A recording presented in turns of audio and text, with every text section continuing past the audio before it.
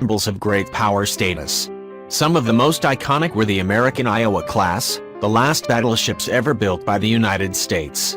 Powerful in appearance, yet with sleek lines filled in with haze gray, the Iowa class served in World War II and were unretired 3 more times to serve as the U.S. Navy's big guns. If we brought them back today, what would they look like? The National Defense Authorization Act for 1996, generally known as the Defense Budget, had a unique provision hidden inside the text. The text directed the Navy to keep at least of the 4 Iowa-class ships on the Naval Register in good condition, retain the logistical support to maintain battleships on active duty, and keep those ships on the register until the Secretary of the Navy certified that existing naval gunfire support equaled or exceeded the firepower of 2 battleships. Iowa and Wisconsin were finally stricken from the register in 2006 after the Secretary of the Navy, citing the upcoming 32's Umwelt-class destroyers, certified they were no longer needed.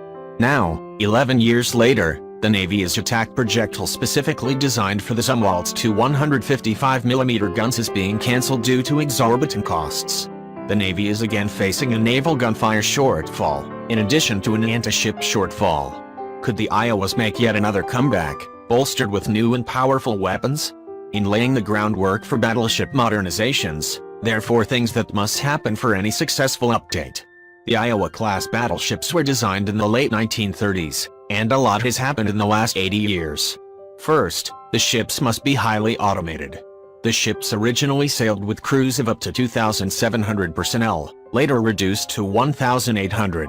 The U.S. Navy is no longer a draftee service, and personnel costs in the all-volunteer Navy are major expenses.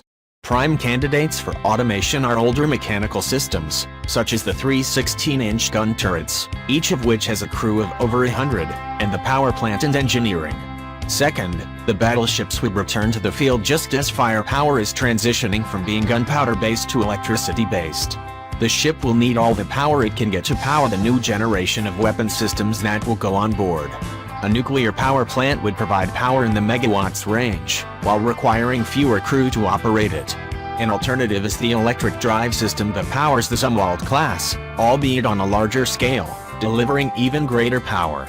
Third, the battleships need to be able to sink ships at ranges of at least 200 miles and hit land targets at 800 to 1,000 miles.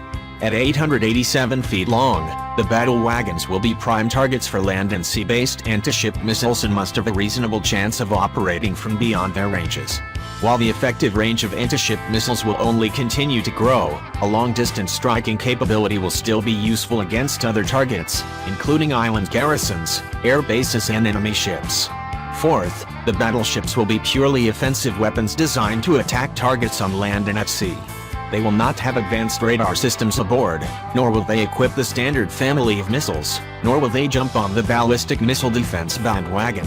In order to justify their existence, they must be able to contribute as much offensive firepower as possible. A reactivated battleship would not replace a carrier, the 2 would operate separately but symbiotically.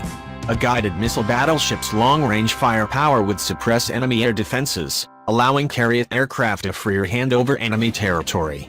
In return, carriers would provide anti-submarine and anti-air cover for the battleship. Our upgrade for the Iowa-class battleships would turn them from battleships BBs to guided missile battleships BBGs. We'll start by funding development of a 16-inch hypervelocity guided projectile along the lines of the HVP round currently being developed by BAE Systems. That round, for the 127mm Mk.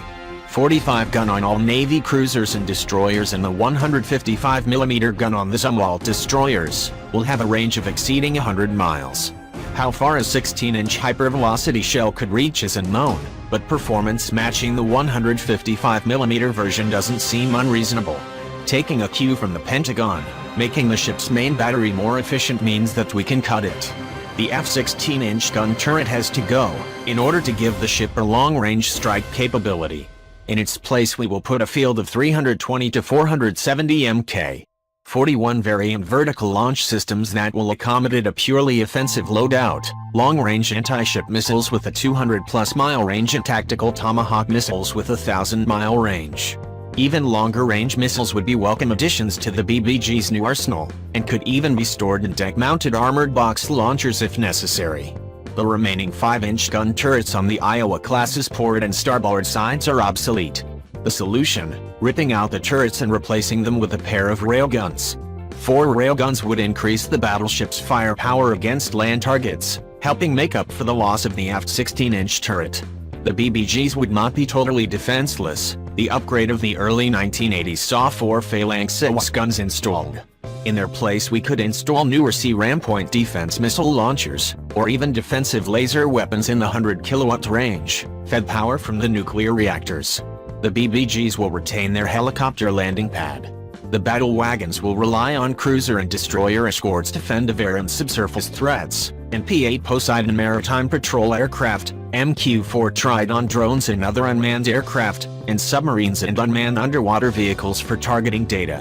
One outside possibility is the battleships being equipped with turn-tail sitter drones capable taking off and landing vertically, providing an organic, long-distance scouting capability not unlike the Vought OS-2U Kingfisher seaplanes that equipped the Iowas in the 1940s. The result of this conversion is a BBG that could sink any enemy surface action group protecting an enemy island or coastline, then strike anti-access area denial targets such as anti-ship ballistic missiles, surface-to-air missile batteries, radars, air bases and other enemy targets.